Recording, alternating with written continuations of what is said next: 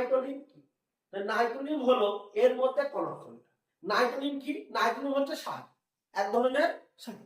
কি কি? এই নাইট্রোলিনটা তৈরি হয় আমাদের ক্যালসিয়াম কার্বাইড তার সাথে N2 বিক্রিয়া করে কত ডিগ্রিতে? 1100 ডিগ্রি সেন্টিগ্রেড। কি উৎপন্ন করে? Calcium cyanamide. এই যে ক্যালসিয়াম সায়ানামাইড এবং তার সাথে কি উৎপন্ন করে? কার্বন। এই যে পুরো এই কম্পাউন্ডটাকে বলা হয় কি? নাইট্রোজেন।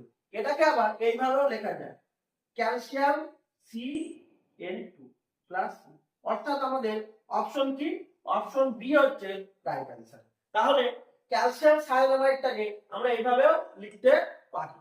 ওই জন্য আমাদের অপশন কি চলে আসবে? Option B is the correct answer. তাহলে আমরা এখান থেকে আমরা যে ক্যালসিয়াম সায়ানামাইডের এই যে কালারটা, এর ক্যালসিয়াম সায়ানামাইডের কালার কি হয়? বাদামি বর্ণ হয়। এর কালারটা কি হয়?